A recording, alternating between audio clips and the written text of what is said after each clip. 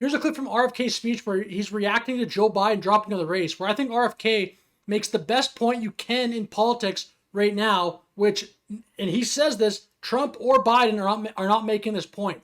People in America are arguing so much about things like abortion and trans rights. Meanwhile, the money in the country, and this is happening, by the way, all over the world, is flowing up and making the rich richer and making normal people or average people have a harder time. And this happened during the pandemic. It's crazy. As people were being laid off, rich people got richer. That is ridiculous. Because it's like the jangling of keys.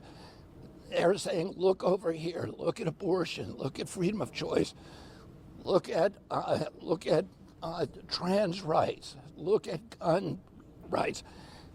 And while we're all staring at each other's throats on those issues, on the jangly keys, they're robbing the bank over here.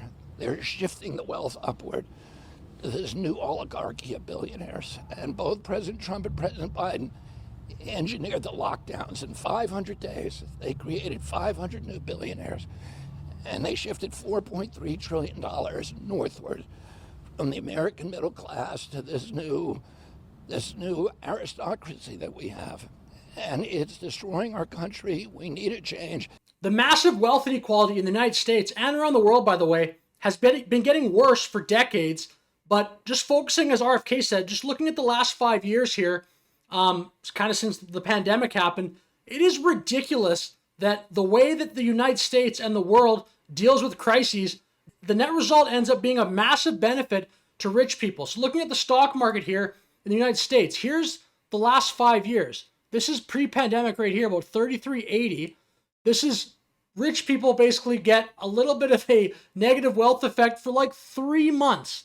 You could see by July, August of 2020, stock market has already rebounded. And by the way, that's because when there's a crisis in America and around the world, the central bank basically has one playbook, and these federal governments work together with the central bank to a large degree, lower interest rates and print money. And where does that money go? Funds assets. And this stock market in the States now, the top 10% of Americans own 93% of the stock market. So in a sense, like essentially when you're looking at the stock market, you're basically looking at the wealth of the top 10% of Americans. Because when you're looking at the stock market, 10% of Americans own 93% of this thing. That means the bottom 90% of Americans only own 7%. It's incredible.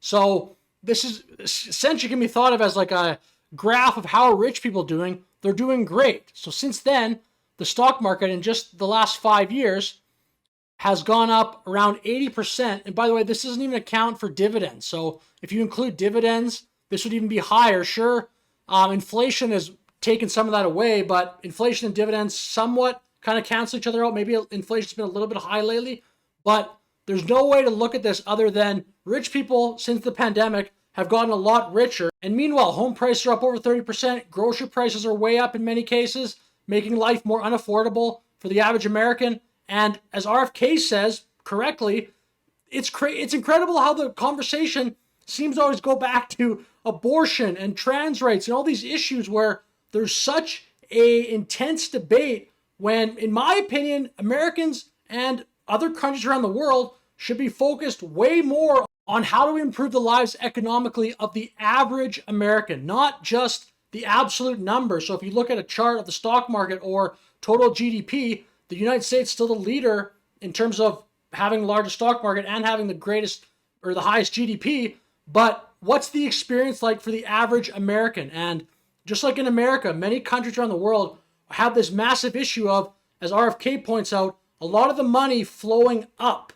And you have this massive middle class that kind of, I think, gets tricked in a way to debating a whole bunch of other things that don't directly impact their life day to day. And your personal economic situation, whether or not you can afford a house. Like a lot of young people, for example, have been totally priced out of the housing market, which is terrible. And for whatever, a family, even if you already own a home, just being able to pay for the insurance of that home, the cost of groceries have gone up. Are the wages keeping up with that? What's the best policy to ensure that the greatest number of Americans has a shot at the American dream and just a shot at continuing to pay their bills, put their kids through college, things like that? That should be the debate that happens way more often on television and on the internet, in my opinion. But as RFK says, there's like that jangling of keys and all these issues. Like, how many abortion debates is America going to have? It's been going on for, like, with a lot of intensity for a long time now. I think there should be way more debates about how do we improve the economic situation of the average American. So with that said, thank you for watching this video. Let me know your thoughts in the comments. Have a good day.